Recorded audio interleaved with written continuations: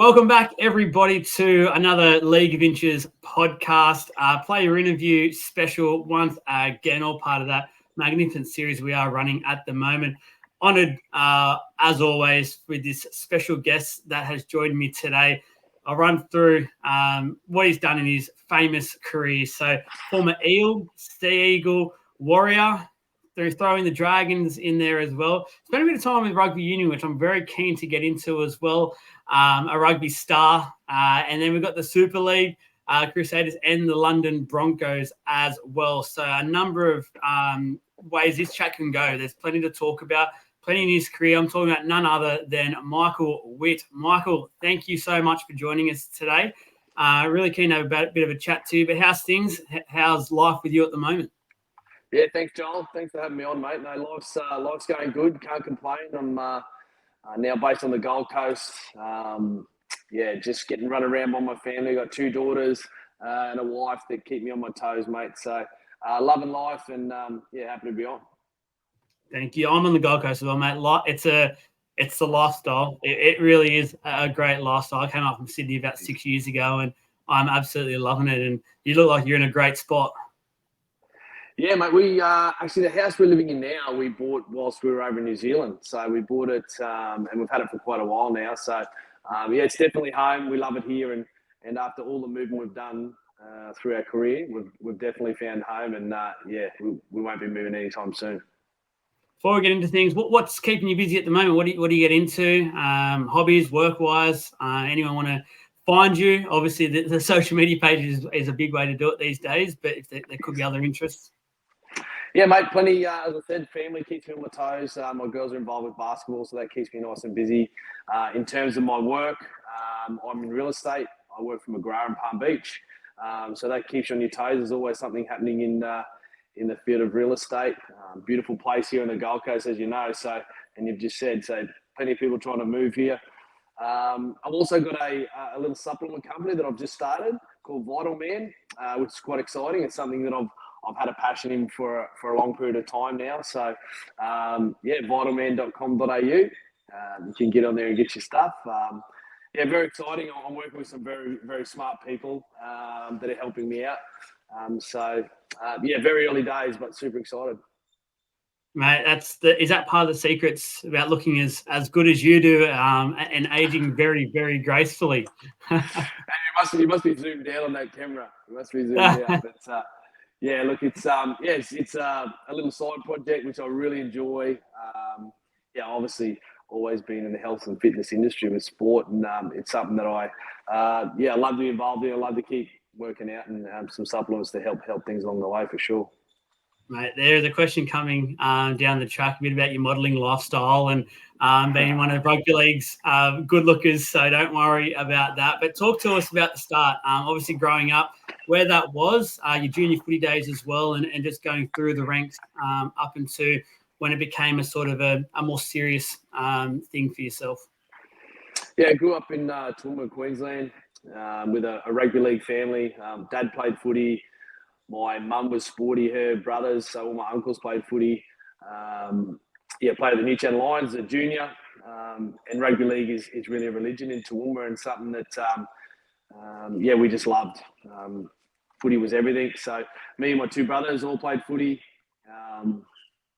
And I guess progressed through the grades there at the New Channel Lions and did a bit of rep footy and ended up signing with Parramatta, I think, when I was 14. And then progressed on to move down to Sydney when I was 16 to live. So, just a really privileged upbringing in terms of family and love and everything like that. So I was very lucky like that. But, footy was always a goal and lucky enough that it come off. Did you move to Parramatta by yourself or the family went with you? Well, my older brother, Steve, he'd gone to Parramatta 2 years before. So he was already down there. But no, I moved down there on my own. Parramatta put us up with a family. You have like a host family where 3 or 4 different players lived in there from out of town. I lived with some lovely people called Kevin and Lynn Wise. They were amazing. So I did 2 years there before I moved out into a unit. But Yeah, I've said this to a few people before. I think of now my daughter's about to turn 15, and I think of her asking to leave home at 16 and move to Sydney. I would say there's no way in the world I'm letting you do that. But yeah, it was just what we needed to do. It's we were lucky to go to a club that looked after us, and yeah, if you wanted to make a career out of rugby league, unfortunately at the time you weren't going to do it in Toowoomba. So yeah, we needed to go and chase that dream. You obviously, your headlight, you just would have been solely focused football related. Was there anything when you got there, did you realise, oh, hang on, the country kid, big smoke, was a recipe for disaster, or you seem to just fit in quite well? Nah, nothing surprised me. I was probably naive to the idea of, yeah, it was big smoke and everything like that. But the thing that makes it comfortable is you're with 4 or 5 other players who are in the same predicament. They're living away from their families. I lived with a number of different players through the time, but yeah, they're all in the same boat, and you're all striving for the same dream. We're all working hard. I still remember when you talk about that, playing SG ball for Parramatta, and they bring you in for those meetings. Sit down, there's probably 30, maybe 35 players in a room, and they say, look, there's only 1 or 2 of you guys, potentially 3 of you guys that are going to make it to the NRL. So you better have something back up. And so naive and stupid at 16, I just remember sitting in that room and looking around and go, geez, that really sucks for all these other guys who are going to miss out. Like, I just didn't have a thought of it wasn't going to be me. And now that I've, been around a few more years, it's very naive and to think that it was going to be me. But luckily enough, it was. And yeah, we enjoyed our time playing. It's a really good point that you raise, because I'm big, and this is why I always like every guest to come on about their junior footy and growing into the grades, because I think it's very vital, because people do it differently. But I think that focus that you had, and I'll call it a focus, some people will call it an arrogance, and people say they're up themselves. I don't see it that way. Like, I think every professional athlete have to have that in a way. They've got to have that sense of, I'm better than you guys. I like laughing sort of out of the room going, this is me. And like, that's exactly what you did. So it's good to hear that. And I think there's a lot of people out there that need to understand that it's healthy and it's okay to have that sort of mindset when it comes to this side of things and getting to that next level. Yeah, look, I'll clarify. I certainly wasn't a big head, thought I was better than anyone, but definitely had a single focus. I didn't have a plan B. I didn't want a plan B. I was there to play footy and make that my career and play in the NRL. And yeah, I was prepared to be prepared to do whatever it took. And I worked really hard. I wasn't the best player by any stretch of the imagination, but I worked really hard, and I'm proud of the fact that I did sacrifice a lot of things to do it. I mean, the amount of birthdays, weddings, funerals, even that I've missed is, those are the things you've got to sacrifice. But if you want to make a career out of it, that's what you got to do. And looking back as a young guy, I did that. I made those sacrifices. So it, I guess you could say it's luck, but there's a bit of hard work behind it as well. I definitely think it's hard work and determination, going off just what you've said there. But you played SG ball there at Parramatta, went through. I'm pretty sure you got to the grand final, if I remember correctly, and I think you lost to West. We did. I think West got you. Remember much about that game and that season as a whole? And was there anyone else you sort of that stands out that you played with that year? Yeah, I do remember that. We had a really good team. I remember Ryan Hinchcliffe made a break. Ryan Hinchcliffe had a fantastic career at Melbourne and Canberra and in the UK. I think he's coaching down in Melbourne now. He made a break, drawing past the fullback, but he didn't draw him past. He got eaten up. So he lost my 2 points, I think. I haven't won a grand final since Hinchy, so I appreciate that. But we had Were you in support? No, I don't know who it was. I can't remember that. I did get knocked out during that game. I still remember having an argument with the doctor to get back on the field. Count back from 100 in threes or whatever. And I'm like, I don't know what it is, but I'm going back on. And obviously at those times they let you do it. It was totally different. The other team had some really good players like Bryce Gibbs, Fulton. We had Ash Graham, Ryan Hinchcliffe, who went on to have successful careers, and many others. Heath Strange. Yeah, there's so many to name. But Parramatta in those times always won the championship, the club championship. had a fantastic junior program. And I say it all the time, I feel very privileged to have come through that Parramatta system with the likes of Brian Smith, Noel Cleary, and all the coaching staff they were all very focused on skills. And I do a little bit of coaching now, and I certainly still keep a lot of that coaching stuff that I learned there. Yeah, it definitely was a powerhouse at that time in terms of that junior period, junior players coming through the ranks. And I think a lot of teams were always quite scared to come up against the Eels and knew it was going to be a bit of a daunting task with the amount of players and talent that they had at their disposal. You mentioned the Brian Smith days. You mentioned all the big figures there. Your debut came rather quickly. I feel like when I look back at some things and looked into your career, it was basically 2003. So the year after, I believe, you played SG ball, if I'm correct there, because I think there was an injury. The club didn't start great in 2003. There was quite a number of losses sort of building up, and the season was quickly getting away. You've been given a chance, I think, by Brian Smith, and you've actually gone on a bit of a run, 10 from 14 towards the back end of the year. So it was a really good run. You hit the ground running. So you're probably sitting there going, how good's this? How good's first grade? But talk to us about that initial period. You're in the lower grades watching the team not start as well.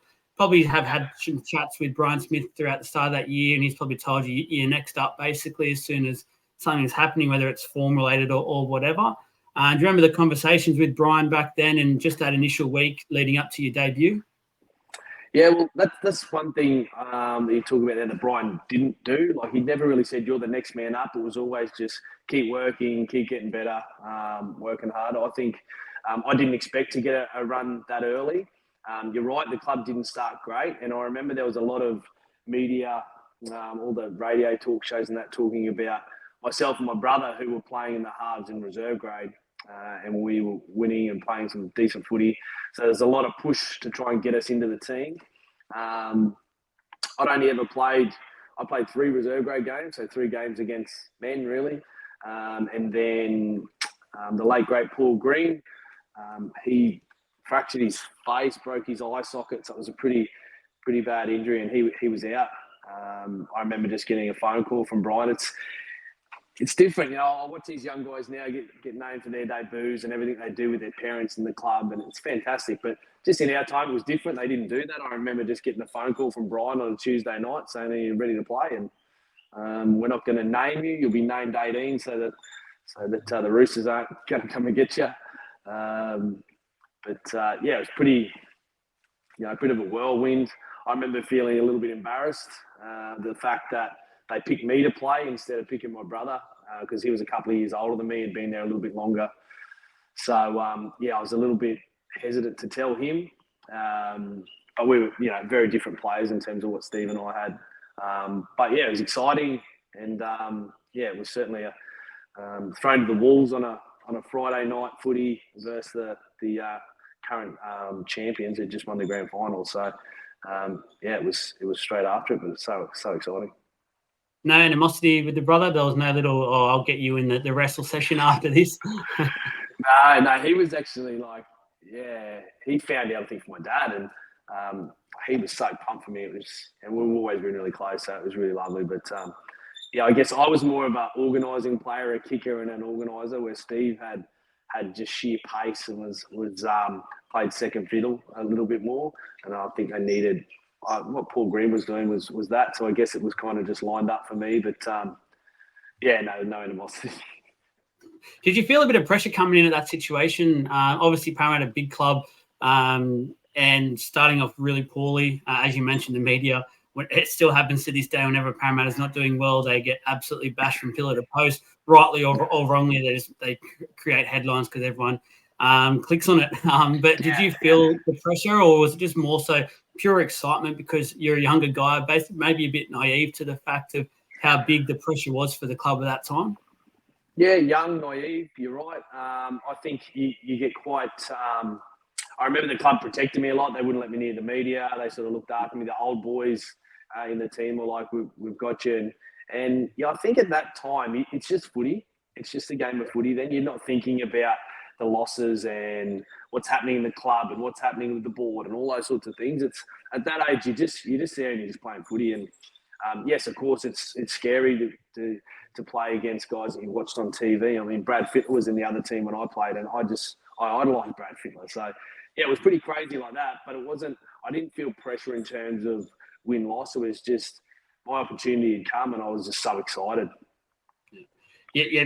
As I said, the season ended up being quite a good one, I guess, for yourself personally. The club, I think, narrowly missed finals, unfortunately, with a run as well. Just shows you how much ground, I guess, you had to make up, but you did everything you could. I just want to quickly take you back to a moment of that season. I think there was a game where, and I want to bring up bad memories for you. I don't mean this at all. There's a reason behind this, but I think there was a game you missed a couple of goals that, for your standards anyway, because you're a very, very good goalkeeper, which we'll talk about, that you missed. And I think you went on the footy show, and you actually, and I want to speak about this because I think it's big for, again, younger players not coming through the grades and not to put too much pressure on themselves. But you actually said worse to the effect of, you felt like you let the whole organisation down, which is big. That's huge. When I even read it again, doing a bit of it, I thought that's a huge statement to say, especially from a guy that was young, as we just spoke about. But can you talk to us about that game, the kicks, and I guess a few years later on now, you're a bit older, a bit wiser, if you share the sort of sentiments that you did back then?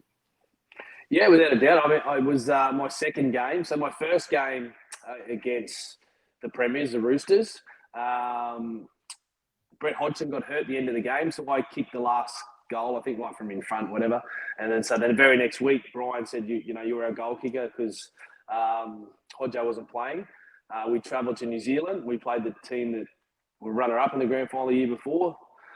The Warriors, massive pack. Ericsson Stadium at the time was pretty scary. Mount Smart now. So I just, nerves got the better of me. I missed 2 goals. We lost by 2 points. I missed 2 goals that were, easy. Well, not easy, that's probably the wrong word, but very, very kickable. Very, very kickable, and should have gone over, and every day of the week you should be making those and kicking those. And nerves just got the better of me. And like you say, we had a tough start to the season, so I did feel like, I let people down. And I look at the whole organisation talking about, it's all about winning at the end of the day. And guys in my team that are internationals, amazing players, and they're frustrated at the fact that we're not winning games. We had the opportunity to win that game, and because of me, we didn't. I took that really hard, but I also took it on board that I'd never turn up to a game again and feel like I hadn't practiced enough or I hadn't done the work. That's where I got my confidence from. That it takes the nerves away when you're out there on game day and you know that you've done that practice and you've had the reps in training. It's either going to fall into place or it's not, but it's not through lack of effort and trying. So, yes, it was a loss, and yes, it was bad, and I hated it, but it was probably something that taught me a very good lesson. Just to go into how good your season was, obviously the club gave you a 4-year contract off the back of that year, and you must have been on cloud 9. You must be thinking, how good is this? I get to go continue to play at my junior club, effectively the club that gave you a chance. And 04 happened. I think, looking back on it, I don't think it was the best year for the club. I think the club thought it was a bit up and down, a bit of a roller coaster sort of ride, and it felt like, in a way, I don't know how you felt, but you got a lot of the blame, or in a way, and you sort of became a part of, I don't know, effectively the reason, which is a bit weird to say. And all of a sudden, a 4-year contract that you get to probably think to yourself, I can establish myself here, build my future in a way, look at things, and you're getting told by Brian Smith that it's not really the way to go moving forward with yourself and the club and him. That must have been an absolutely just weird year, like to go from thinking, hang on, here we go, I'm the established playmaker here at this club, and I'm going to build with them and build something, hopefully a premiership, so you're all of a sudden looking for another club.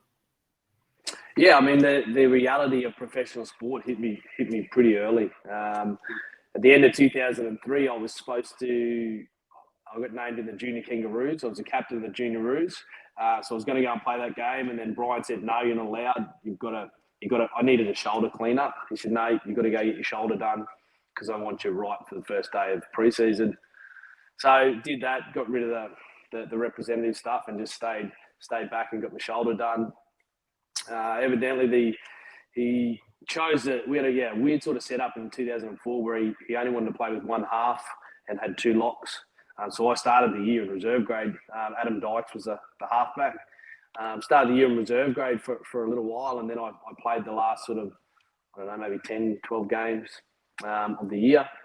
And yeah, it was really weird. It wasn't a good year for the club. And at the end of the day, when you wear the number 7, you usually take most of the brunt and you're held accountable. So, yeah.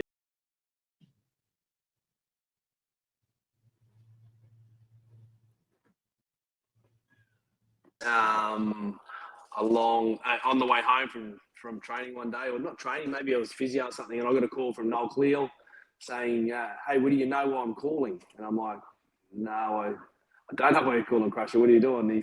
He'd gone to Manly at the time, and he just said, there's an opportunity here at Manly. We want you to come. Would you be interested? And the conversation sort of played out pretty quickly, and yeah, we're moving over to the Northern Beaches. I'll ask you about your Manly journey in 1 second. I just want to know, how did you sum up your time at Parramatta then after everything? And obviously the ending was not at all probably how you planned it to be. And how did you rate your time with the club and how you look at it looking back? Yeah, as I said earlier, I feel privileged that I went into the Parramatta Juniors and learned my trade there a little bit. They were the top echelon of clubs at the time, so I feel really privileged that I'd gone and played there. 4-year contracts at that time were unheard of. It was 2 years, maybe you get 3 years. But so to sign a 4-year contract and that sort of get, I guess, torn up pretty quickly, it was a shock to the system. But, these things happen. When you get a bit older, you understand that's sport and people move in different directions.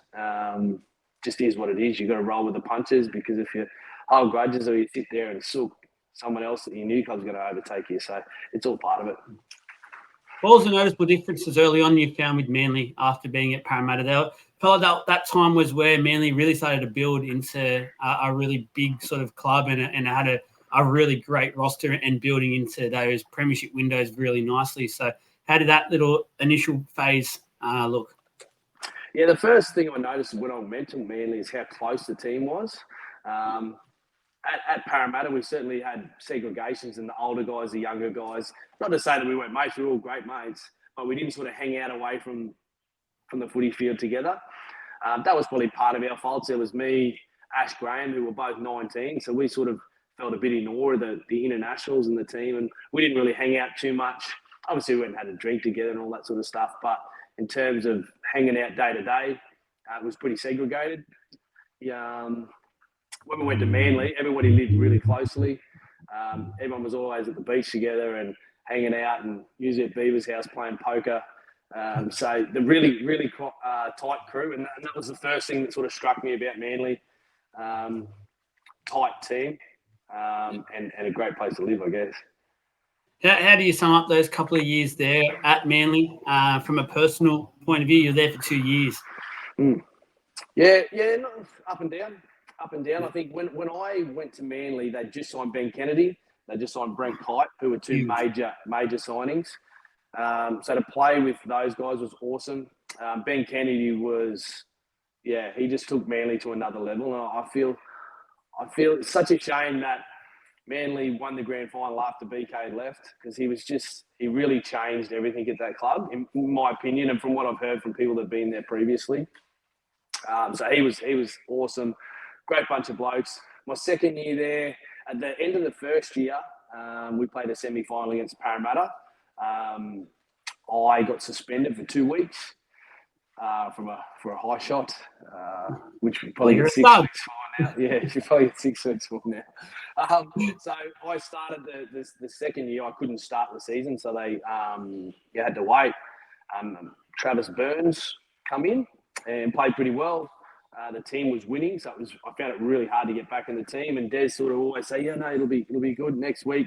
But the boys had a pretty solid season, and I just didn't play much NRL. I didn't get myself back in there. It's hard to change a winning team, and again, that's just part and parcel of professional sport. Yeah, it was a really strange time, and I looked at that with your whole career. There seemed to be a very few strange moments where all of a sudden you miss like 1 or 2 games, and then the coach, like in a way, would just go a totally different direction. And it felt like the plans was always with yourself. But like for instance, for 05, I want to talk about the finals because you got to versus the Eels, and obviously for yourself coming back to against the old club, you scored a pretty incredible individual try, which I don't know. I know you lost the game, but I think from a personal point of view, was there a bit of a little fist pump in there going, oh, that was good to get up, yeah? No, not really. Like, I mean, it's always good to score tries. Yeah, everybody wants to score tries, and certainly do it in semi-finals is good fun. But I think by the time I scored my try, we might have been down by 20 points or so. So it was kind of like we were flying home, but it wasn't up yours. But I knew when I broke through, Wade McKinnon was going to try and whack me. And me and Wade played together a fair bit, and then we played together at the Warriors. So I knew what he was going to do, and I managed to bounce out of his tackle. And so, yeah, I did hold that one against him. But outside of that, I'll put a bit of shit on him, but that's about it. I've got to ask you, as a Paraman, that initial period where you put some Manly colours on, did it feel a bit weird? Yeah. It did. It's I'd had 4 years at Parramatta, and through my whole junior career, I played at the one club. So it was foreign to me to play against the team that I'd played for. I remember. I actually do remember being in New Zealand. I think it might have been round 1. We played the Warriors my first game for Manly, and I remember going in the dressing room and standing in front of the mirror and looking at myself in Manly kit and going, wow, it looks different, but it was maroon for a Queenslander. It suited pretty good.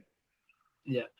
So the Warriors popped up, and to me, and I'm not sure if I'm right in saying this, but it looks like your Warriors time, you really flourished in that environment, and it could be a really big change. Obviously, a change of country, you got to move yourself over there and the like. But you seem to really thrive off that environment, that culture. Yeah, I did. Loved it. Me and my wife moved over. So I got married at the end of my last year at Manly. And then we moved straight over to New Zealand together. And we loved it. We loved Auckland. We loved New Zealand. And we loved the Warriors.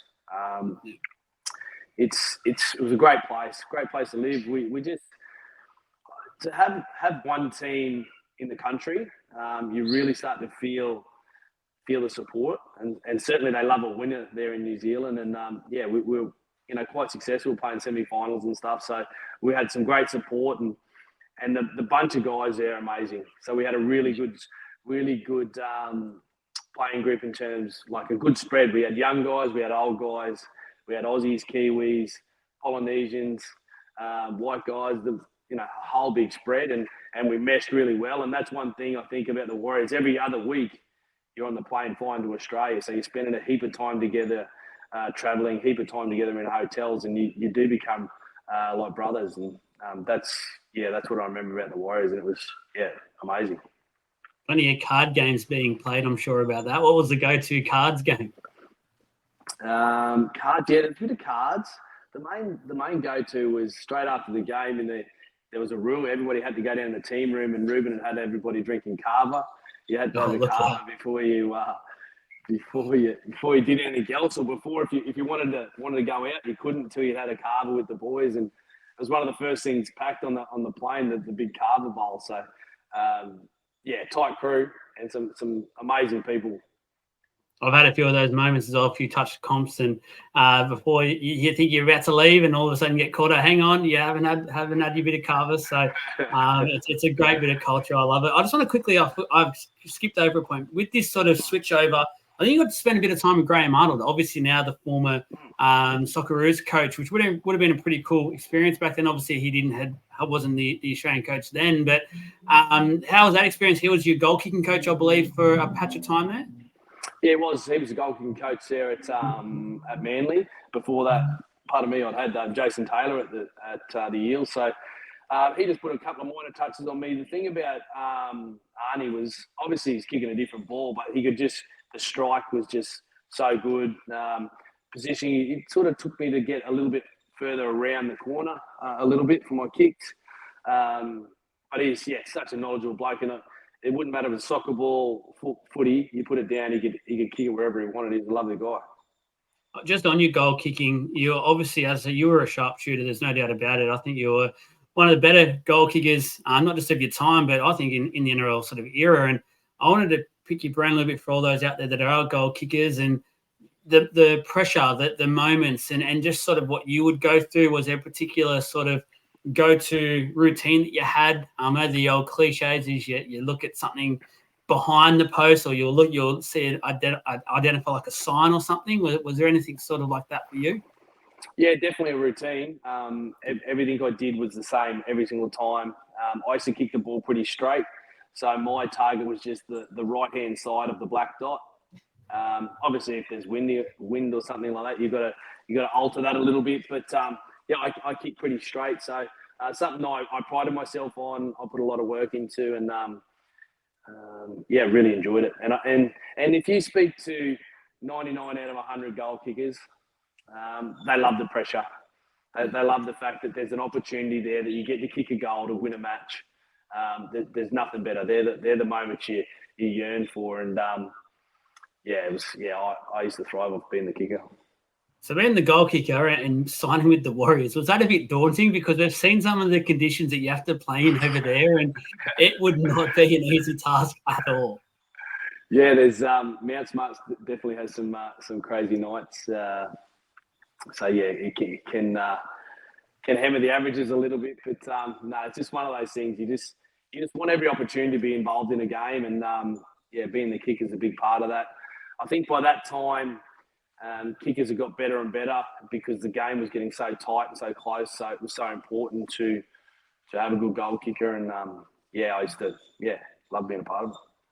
So the Warriors time, you mentioned it was a pretty successful little patch there for the Warriors as a club, and you played some pretty big parts in that. The 2007 season, though, it wasn't necessarily smooth sailing. There was a patch there where I think you lost like 4 or 5 in a row. I think it was 5, and it wasn't looking like going to be a great season, but then all of a sudden you guys turned it around. I think Ivan was your coach at the time, and do you remember, was there panic stations? Was there big meetings? What was Ivan like as a coach? We obviously know what he's like these days, and people already mentioned him as one of the greatest of all time. But could you see that back then with how he would handle these sorts of situations? You were 5 in a row, and then all of a sudden you're in a top 4 into finals. Yeah, well, he didn't seem to get too rattled or too stressed. I can't remember whether it was 07 or 08, but I've told this story before. I remember in a video session where we'd lost a few games in a row. And I don't know whether we got to 7 games in a row, but it was certainly a big losing streak. He did a video of just opportunities that we were so close, and just that little bit of fine detail, that little bit of spit and polish on the end, I guess, we could have been winning games. So rather than saying we're losing, everything's going to rubbish, it was, if we just did this little bit here, or we were unlucky here, if that pass stuck, if that kick went there, just tiny little opportunities. And in that game, there was probably 6 or 7 opportunities in the previous 3 or 4 weeks. And they're saying, we're not playing that bad, just keep working hard. And I remember we went to Cronulla. We played horrible conditions in Cronulla one night, and we ended up winning to break the losing cycle. And it was 12-6. So it was a really low-scoring game, but we just sort of scratched and clawed our way to a win, and that got us up and running. We got to see it last year, and just how much their fans get around their team. And I'm not just going to even say when they're winning. I just think in general, because we've seen it this year, they weren't doing great, but their fans still rocked up. They were sold out every single game of the year. So credit again to you Warriors fans. But what is it like playing there? Because we explained it, you played there at a time where finals was there both years, and I don't know if it gives you an extra leg when you're running out to that Mount Smart. They talk about the blackout. It happens a lot there. It could be very daunting, or it could just be one of those things that it feels like a rock concert that pumps you up and you just feel invincible. Yeah, it was amazing. The best fans I ever played in front of, and out in front by a mile. They were amazing. Those blackout nights were just unbelievable. They're my fondest memories, my whole career, let alone just playing for the Warriors. But yeah, huge support, very vocal. They get the drums and everything. They get behind you, and And they really are. I mean, it's a bit of a cliche, but they really are that 14th man on the field. And like you say, the Warriors last year, if you watch the energy that they created for the team, it really helps.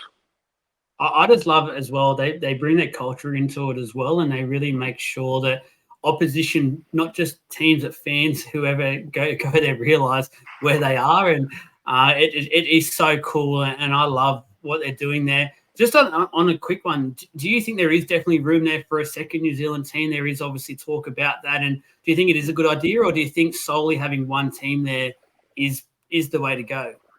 Yeah, look, I think if they put a second team in New Zealand, I'd like to see it on the South Island. I think, putting another team close to Auckland, I think it'd be tough because most of them are Warriors fans. But if you could create a new identity for the South Island, I think there's definitely some space there because you see the support the Warriors have got. I'm sure the Warriors would prefer that there not be another team in New Zealand. Because they definitely use that us against them mentality. But I think there's space there for another team. There's some amazing talent over there. And I think, over the last few years, rugby league's really gained and if not overtaken rugby union, which is notoriously their main sport. So, you could definitely have another team there and grab some players. But, South Island, I think. Yeah, as it is sort of a catch-22 situation, but I think the game is flying over there, and I don't know if it's ahead of Union, but it's definitely eating into it over there for sure. And the fans are loving it more and more, and it's getting strong. And the women's side of the game is adding that extra flair to it, and it's great to see some of those Kiwi ferns coming over from both the Union and the Union 7 side of things.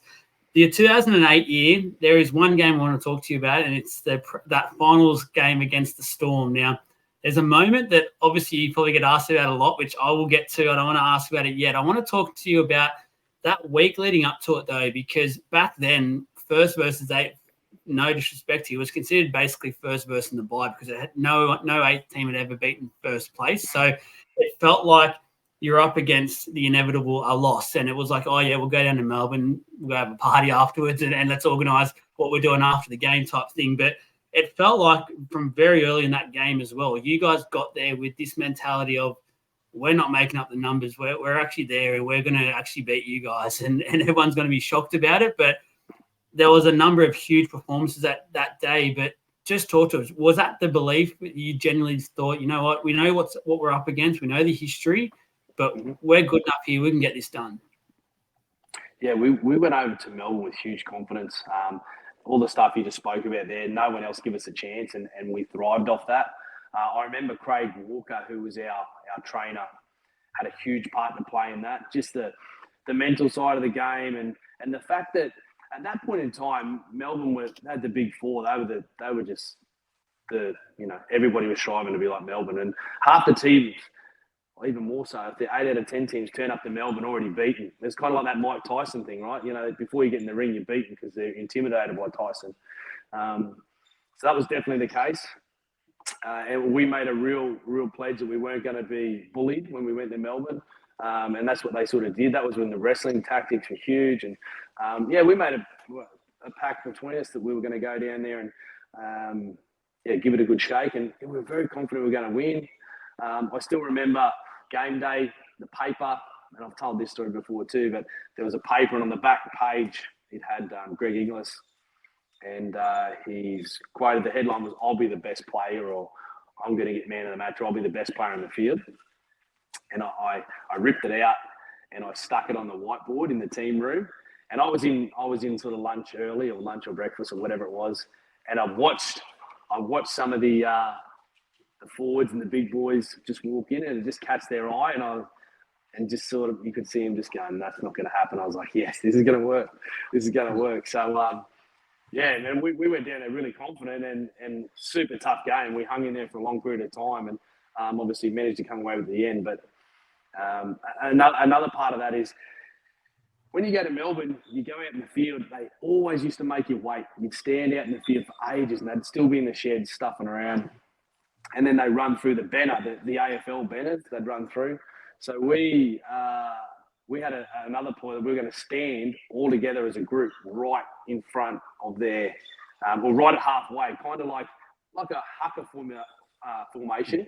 Stand there and let them know that when they come through, we're here for a fight. We're not here to turn over. And we did that, and I still remember some of their players' faces as they busted through, sort of going like, "What are they doing?" Like we were standing pretty staunch, thinking we were pretty tough. I had some tough guys around me, so I felt like I was all right. But yeah, I still remember that. It was a big thing, and we all had beards at the time, so it was a good time, good day, good memories. You talk about the tough guys that you got to have there, and as a playmaker as yourself, it would have filled you with so much confidence, that pack that you got to play with there at the Warriors, because they were some fearsome men. And I know you've spoken about this in the past. I've heard you speak about this, and there were some teddy bears off the field, but on the field, these were some very tough bastards that knew what to do, and you're very rarely going over the top of them. And that's as a half. I mean, that gives you huge confidence, right? Everybody wants to play behind a pack. I'd played against these guys, so I knew how intimidated I was when I played against them. But Ruben Wiki, Steve Price, these sort of guys were just true leaders. That gave us a lot of confidence. And you're right. They were very soft off the field. Pricey always took a lot of heat about being soft on the field because he wasn't that stand up and get in a fight with you guy, but he played pretty tough. He always worked hard. He always come off the back fence and did whatever it took for the team. So we had a lot of tough guys and intimidating guys. All right, that try, you scored the match winner, and it was. I want to first of all, I've watched this back a number of times, and I want to give a shout out first of all to Manu Vadavai, because that pass he got away to you was incredible. There was like 2 or 3 players, and he had to go underneath them, flick it up to you, basically hit the contact, you're away. Also, my second shout out, Cameron Smith, who I didn't think was that fast, and I have a feeling you might not have thought he was that fast either, because you're up there with the ball, and some people think you were giving it to the Storm, but I believe, and as you've explained before, and I've listened to, you were trying to slow sort of the game down a little bit and just eat into some sort of seconds that were remaining. But Cam Smith all of a sudden became Usain Bolt before we knew Usain Bolt was around. Yeah, that's right. Yeah, he certainly he surprised me as well.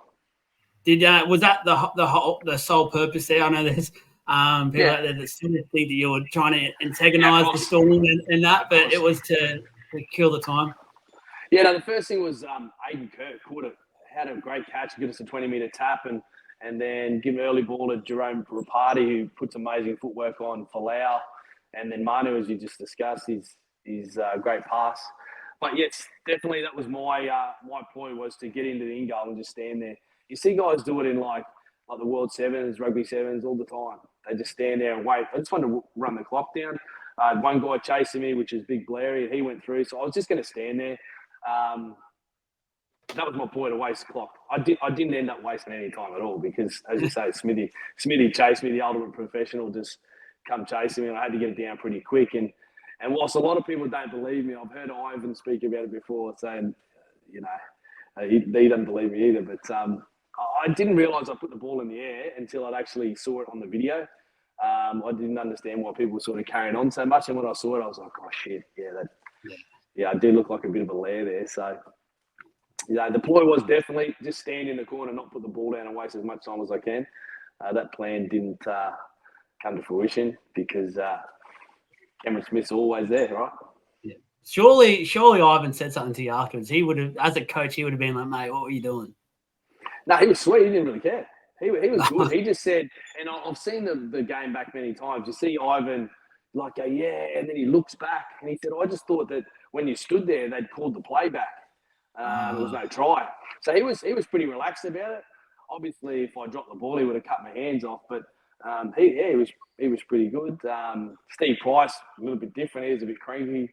But I'd done that. Don't do that ever again. But outside of that, no, it was all pretty good. And by that time, there was still a couple of plays left, but we pretty well iced the game. And we were all bounced off the walls. He's just the ultimate professional, Pricey, isn't he? He does, always wears his heart on his sleeve. You got to then. He's boring. That's what he is. He just win. That is it. He's the captain. He's got to, exactly. He's got to be the captain of the team, and there's no fun around the captain. You're in line. So he's a legend, mate. He's a legend. Yeah. For sure. One of the best props, I think, to ever do it. Was that you out of contract then in 08, or was that you were looking at other opportunities and that's when rugby came calling for yourself?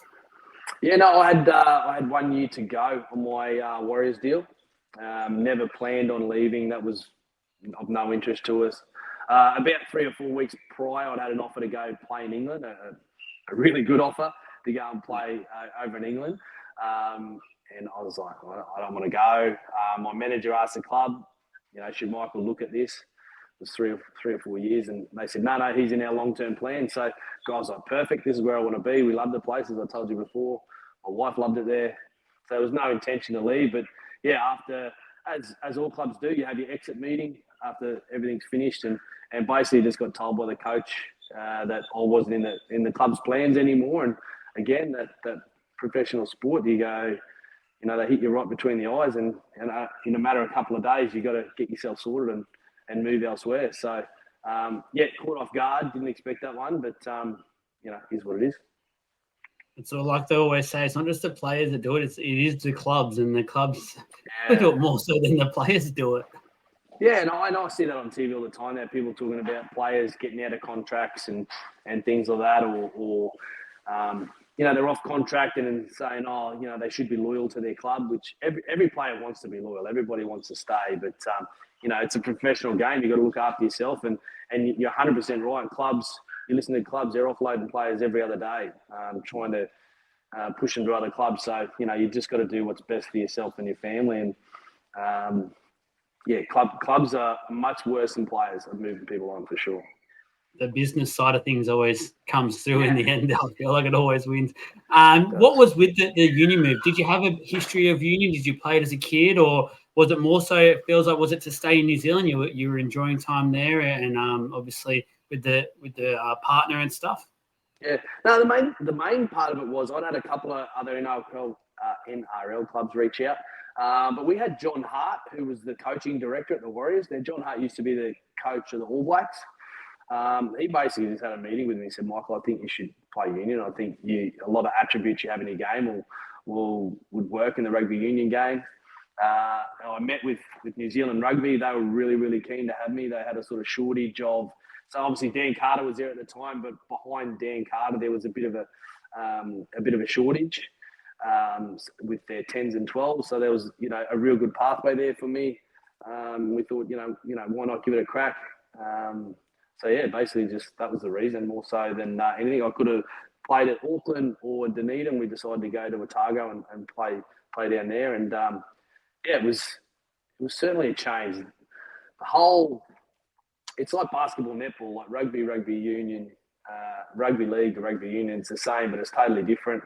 And there's a lot of similarities, but heaps of differences. And I definitely had a steep learning curve, but.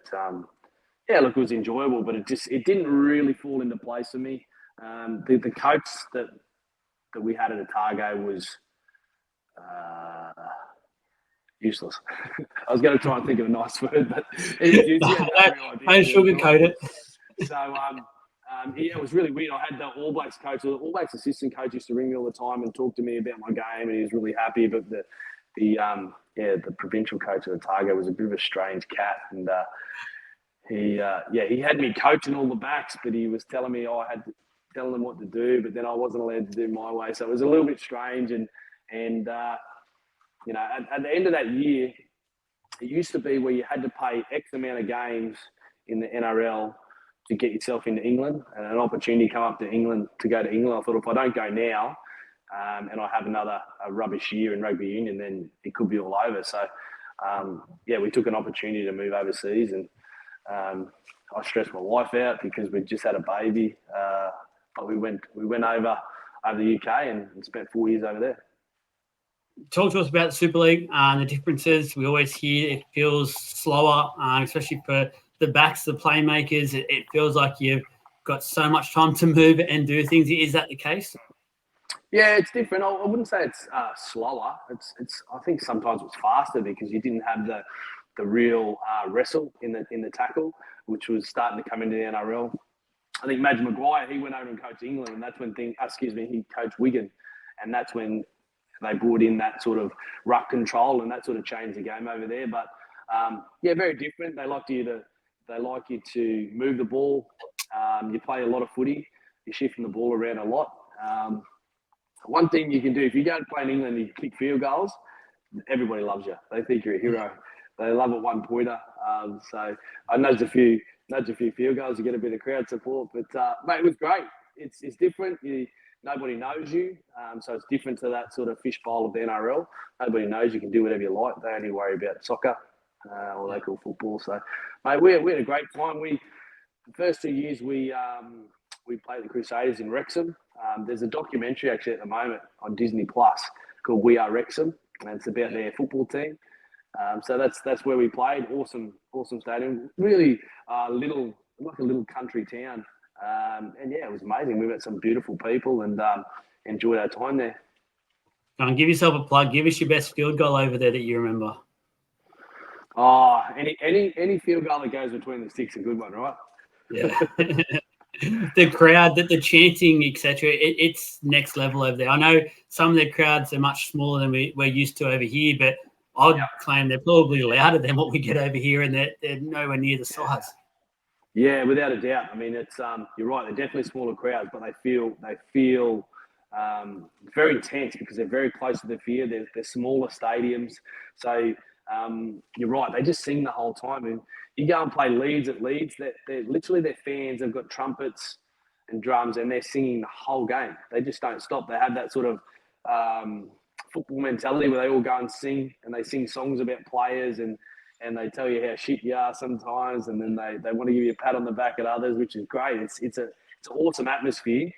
It's something that I'd love to see come over here with all the you watching the Ashes and the cricket, and it's just their culture over there. They go to the sport, they get on the drink, and they sing songs. One final one on the footy stuff before we get to some fun questions. Back to the Dragons, then in 2014, after a few years in England, was that like a family decision? Was that it was time just to come back from England, get back home essentially? Long story short is we were at the Broncos, and the owner called us in and said, "No, I'm not going to pay you." So he said, we don't have enough money to pay. So he had sort of the guys who were on the top end of the salary cap, brought us in and said, "If you guys will get your money, but no one else will. So we need to start moving you on." So that's basically how that sort of played out, and how we ended up back in the NRL. And I was excited to come back though. We always knew we were in England for a short period of time, and to come back and try and test myself, being out of the NRL for 4 years, to get myself back into it, I was super excited by that challenge. 4 years isn't necessarily a long time, but they say it's a massive amount of time in the game. Did you find that as well? Yeah, it was different. The bodies were different when I come back. I think the forwards were more athletic, and at that time, South might have won it in 14. They had the Burgess boys, like just big men. So yeah, the game had changed a little bit. It was different to what was happening in the UK, but it was good. It was good to be back. All right, a couple of the fun questions for you.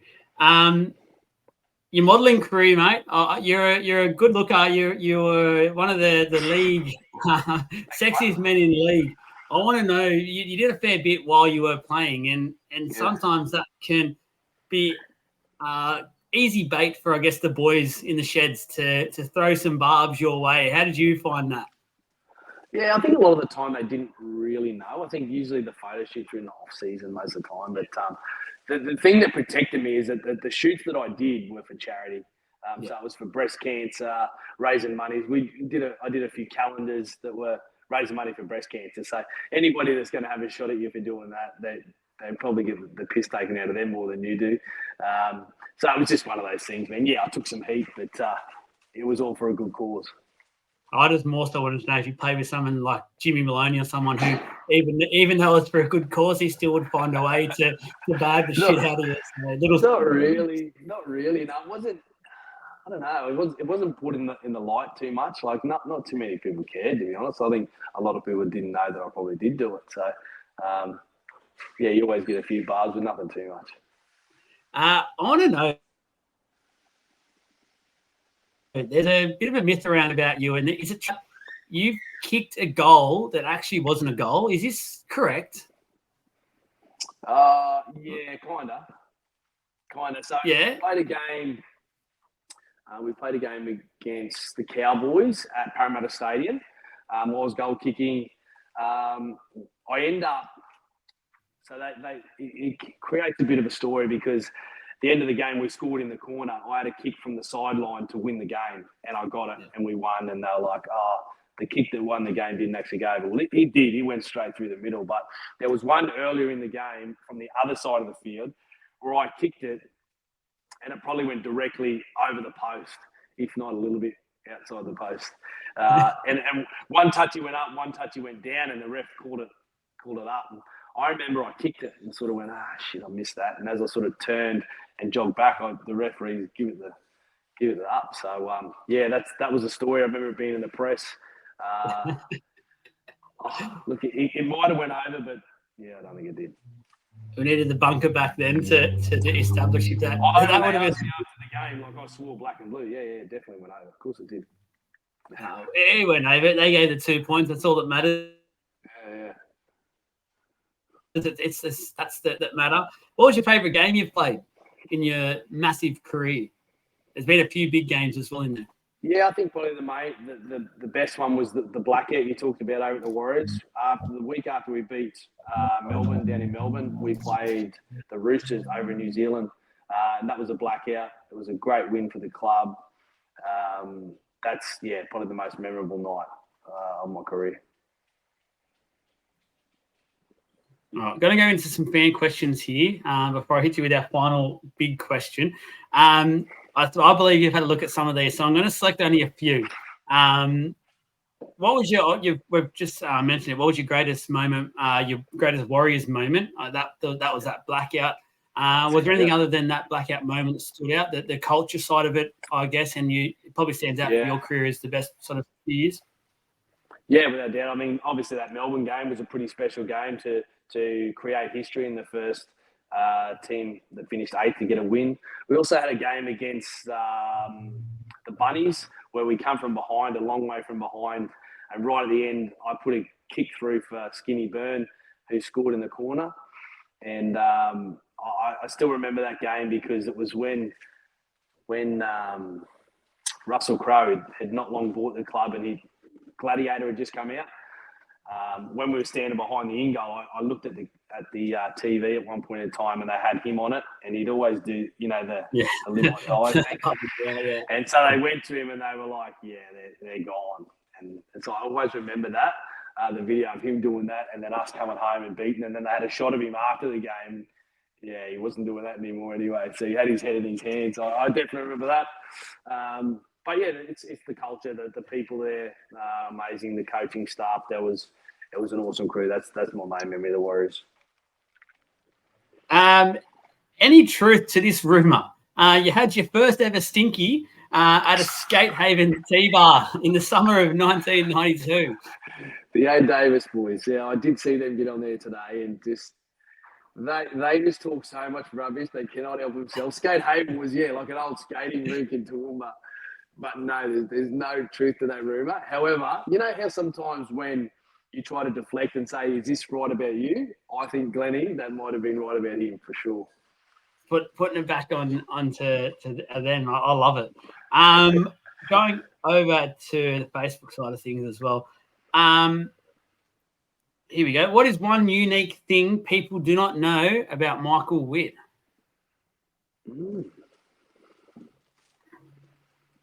I'm not sure. I'm sure a lot don't know that I've got Vital Man on the go. So get on to vitalman.com.au. We'll get you some good products, get you pumped up.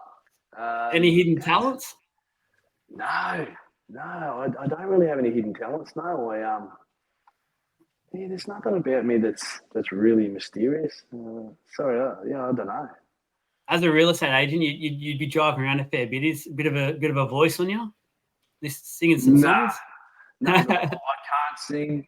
I can't dance. Well, I have a few drinks, and all of a sudden, I think I can dance, but I certainly cannot. No, there's no. I've got no hidden skills. I'm a pretty boring dude. I'd love to have something really cool to tell you, but there's nothing there. No, that's all right. I'll finish up with this one. I ask all our guests this. Name us your ultimate touch football side. So run on 6 aside, 2 wingers, 2 links, and 2 middles. Oh, geez, you're going to do this to me. Oh, now, you did give me a little heads up, so I've had a brief thought. Sean Johnson, captain coach. And everything else he wants. Ryan Pappenhausen, sheer pace. Who else did I have? Caleb Ponga. Yeah. He'd be in there.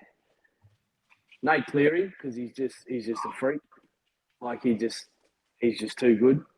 Who else do I have? What's that? 4? 4. No, I think Probably 2 speedy wingers you want.